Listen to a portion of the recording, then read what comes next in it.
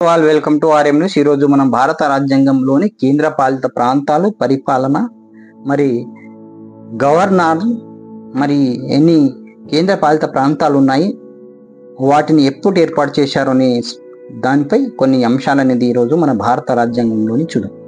అయితే కేంద్ర పాలిత ప్రాంతాలు గురించి మౌలిక రాజ్యాంగంలో ప్రస్తావించలేదు, కానీ 1956 7వ రాజ్యాంగ సవరణ ద్వారా వీటి ఏర్పాటు చేశారు. అయితే 1963లో కేంద్ర పాలిత ప్రాంతాల చట్టాన్ని కూడా రూపొందించడం జరిగింది అప్పటి నెహ్రూ ప్రభుత్వం.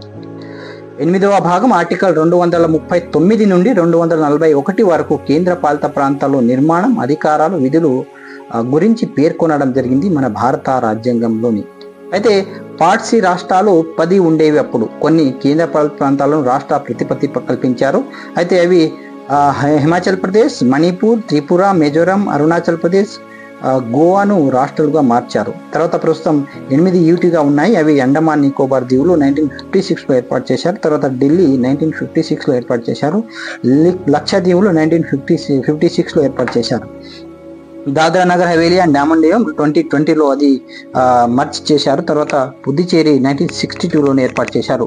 తర్వాత జమ్మూ అండ్ కాశ్మీర్ 2019లో ఏర్పాటు చేశారు. లడాఖ్ను 2019లో ఏర్పాటు చేశారు. చండీగఢ్ 1966లో ఏర్పాటు చేశారు.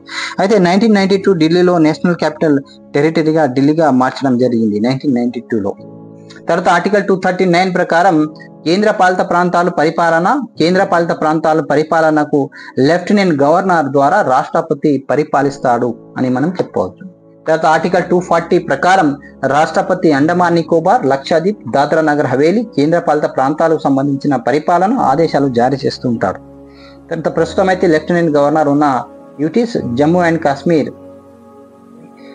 83 మంది ఎమ్మెల్యేలు, ఎంపీస్ 5 మంది, రాజ్యసభ సభ్యులు 4 మంది, హైకోర్టు శ్రీనగర్లో ఉంది. తర్వాత లడాక్ ఎంపీ ఒక్కరే ఉన్నాడు, అక్కడ హైకోర్టు శ్రీనగర్లో ఉంది. తర్వాత పుదుచ్చేరి సీఎం మంత్రి మండలి ఉంటుంది. 33 మంది ఎమ్మెల్యేలు, ఒక ఎంపీ, రాజ్యసభ ఒకరు ఉంటారు. మద్రాస్ అనేది హైకోర్టులో ఉంది. తర్వాత అండమాన్ నికోబార్ దీవులు ఎంపీ ఒకరు ఉంటారు, హైకోర్టు కలకత్తాలో ఉంది. ఢిల్లీ సీఎం మంత్రి మండలి ఉంటుంది. తర్వాత 70 మంది ఎమ్మెల్యేలు ఉంటారు, ఎంపీలు 7 మంది ఉంటారు, రాజ్యసభ సభ్యులు 3 ఉంటారు, హైకోర్టు ఢిల్లీలో ఉంది. తర్వాత పరిపాలన అడ్మినిస్ట్రేటర్ చండీగఢ్ ఎంపీ 1, తర్వాత దాద్రా నగర్ హవేలీ, డామన్ డియు ఎంపీ 2 ఉంటారు, హైకోర్టు బాంబేలో ఉంది. లక్షద్వీప్ సంబంధించింది ఎంపీ 1 ఉంటారు, కేరళ హైకోర్టునే ఉంది. లెఫ్టినెంట్ గవర్నర్ జీతం అనేది ప్రస్తుతం 2,25,000 ఇస్తున్నారు.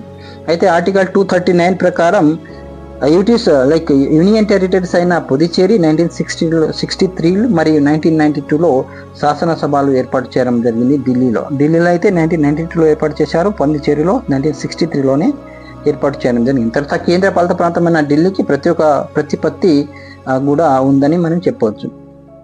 తర్వాత 1992లో 69వ రాజ్యాంగ సవరణ ద్వారా కేంద్ర పాలితమైన ఢిల్లీకి జాతీయ రాజధాని ప్రాంత హోదానిచ్చారు. ఈ చట్టం ద్వారా రాజ్యాంగంలోని 239A, 239AB చేర్చారు. తర్వాత 1992 ఫిబ్రవరి 1 నుండి అది అమల్లోకి వచ్చింది. ఢిల్లీకి ఒక విధాన సభ ఉంది, టోటల్ 70 మంది ఉన్నారు.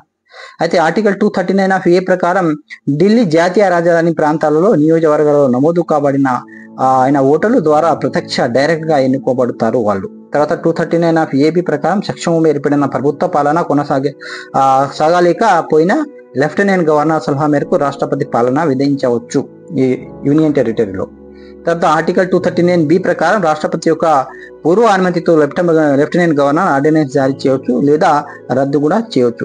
అయితే కేంద్ర పాలిత ప్రాంతాలు సలహా కమిటీలో ఉన్న 1961లో హోమ్ మినిస్టర్ కేంద్ర మంత్రి ప్రాంతాలకు నోడల్ మంత్రిగా శాఖగా వ్యవహరిస్తారు. ఈ కమిటీ హోమ్ మినిస్టర్ అధ్యక్షుడుగా ఉంటారు.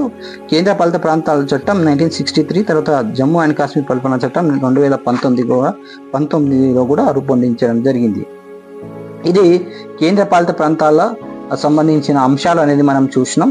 కేంద్ర పాలిత ప్రాంతాలు ఎన్ని ఉన్నాయి, అవి ఎప్పుడు ఏర్పాటు చేశారు, ఢిల్లీకి సంబంధించిన లెఫ్టినెంట్ గవర్నర్కి సంబంధించిన అంశాలు, ప్రస్తుత లెఫ్టినెంట్ గవర్నర్లు ఉన్నారు, పరిపాలన అడ్మినిస్ట్రేటర్కి సంబంధించిన, తర్వాత కేంద్ర పాలిత ప్రాంతాలు సలహా కమిటీలకు సంబంధించిన అంశాలు అనేది ఈ చాప్టర్లో మనం చూసినాం.